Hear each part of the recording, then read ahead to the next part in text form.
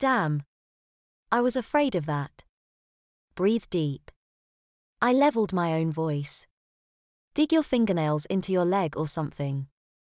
Focus and choose every word you're going to say, carefully. Chas started hyperventilating. No, no, no. You're not in trouble, friend. You're not in trouble. Not at all. Just talk, slowly. A few more panicked gasps and Chas was able to talk.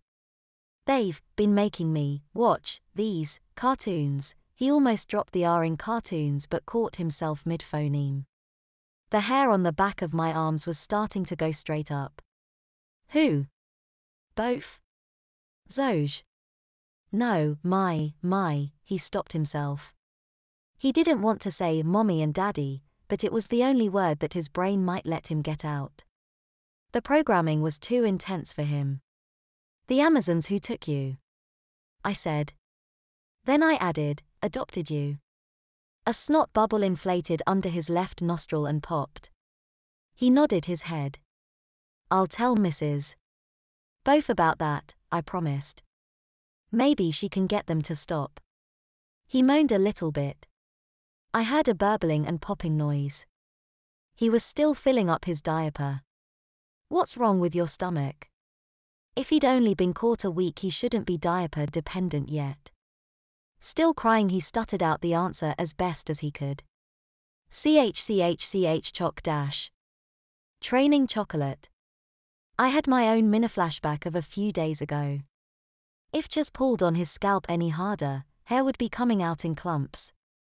Mommy and daddy keep making me eat it. As a treat. Sometimes there's nothing you can do except let a person cry it out. So I did. I'm 18. He screamed. I'm just 18. More incoherent bawling.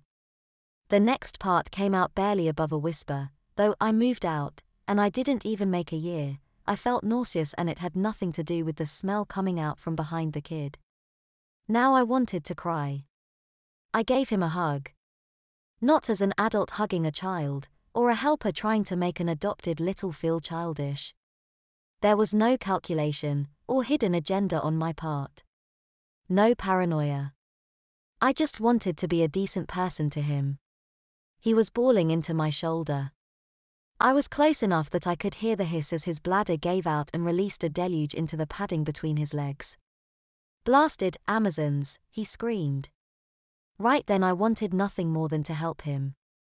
I wanted to give him the keys to my scooter, tell Tanya to open the door for him, and give him as much of a head start as I could. Instead, I leaned in and grabbed the back of his head, pressing our foreheads together in a kind of aggressive nuzzle. I helped the poor kid the only way I knew how, instead. I whispered to him. Say, typical. Chas stopped bawling long enough to take a breath. He sniffled. Huh, he whispered back.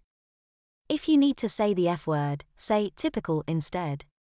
You can get your anger out, and they won't have any reason to know what you're really thinking. Typical Amazons. You're going to make it through this. I was giving empty promises. The same promises I told myself. But to do that, you've got to be smart. Rebel, but do it in small ways. Subtle ways. Ways that won't make them take it out on you. Ways they won't think of. Don't say the F word. Say typical, instead. He was quiet. Good. Quiet meant thinking. Okay, he finally said. His breathing was slowing. Getting it back under his control. Typical Amazons. Yeah, I like it. We were too close to make proper eye contact, but I'd like to think he felt my smile. So do I told him.